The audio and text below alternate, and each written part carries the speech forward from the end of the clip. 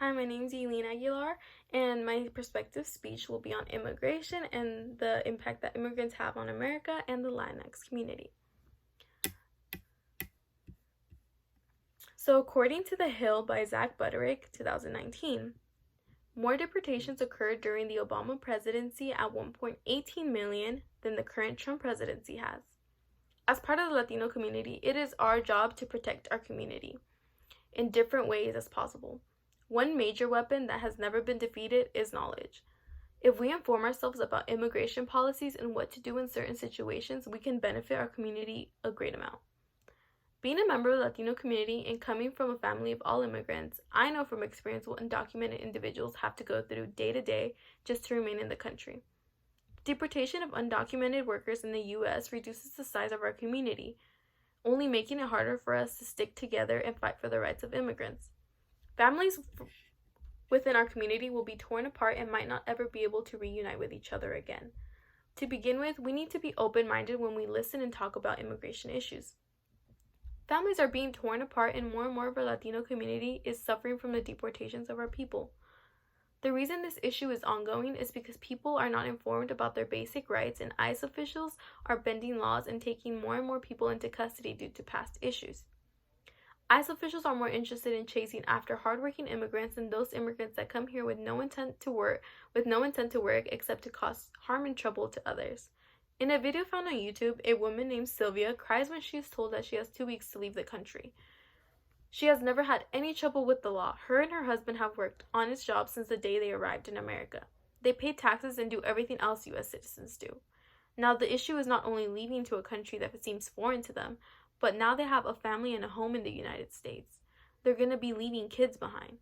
The reason why this problem continues to exist, is because life in the Latin countries only gets harder. There's no work, prices have risen, violence increases by the second, and people want to start a new life somewhere safe like the U.S. with promising opportunities. Kids from our community are being left behind when their parents are deported and they're left alone. This can lead to rebellious actions that only make our community look bad.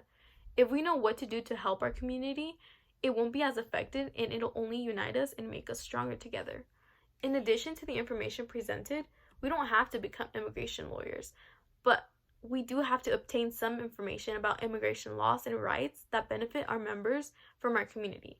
If we hear about a neighbor that is going through a situation like this, of course we're going to want to help. And what better way to help than by passing down some knowledge? We can inform the community that it is possible to be detained if they're here without a legal status or even with a legal status. The first thing they should do if they have a suspicion of an ICE arrest is to be in contact with a lawyer that is familiar with their case and can be available to them if an arrest were to ever happen. If these steps are followed, it is more likely that the person detained will be informed about their rights and what they should and shouldn't do. For example, I have various family members that are undocumented, the closest one being my dad. We have discussed what he should do in the case that he is once again detained by ICE and the questions he should refuse to answer. This way, God forbid it were to ever happen, if it happens, then him and I and our family will be prepared for what the following weeks and months will be like. Although the solution isn't a permanent one, it definitely will be useful to our community, because many of us are afraid to ask questions simply because of our legal status, or to even consult a lawyer because of the financial implications it comes with. The following clips I will be showing are examples of emotional effects separation has on families. The first one is a man crying and hugging his children as his wife records because ICE officials are outside his home waiting for him to surrender. The second video is the woman Sylvia that was mentioned previously. She is crying and telling the cameras that she has never done anything bad and she has only worked an honest job since the day she arrived in America. Imagínate que voy a hacer yo con tantos niños, amor.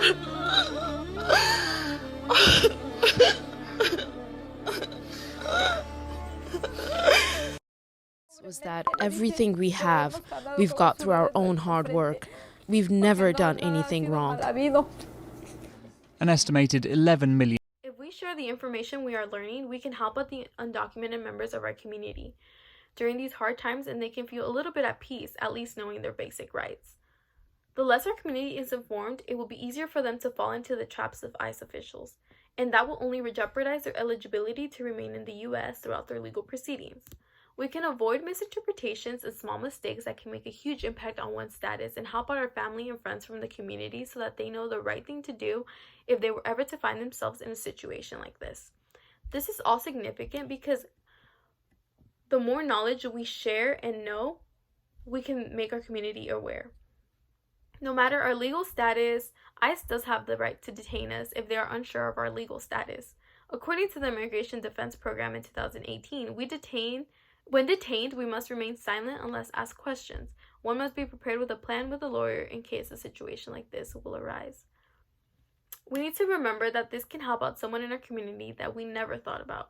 We need to all become more involved with immigration news, not to benefit ourselves, but to be beneficial to our Latinx community. This unites us all and makes us stronger.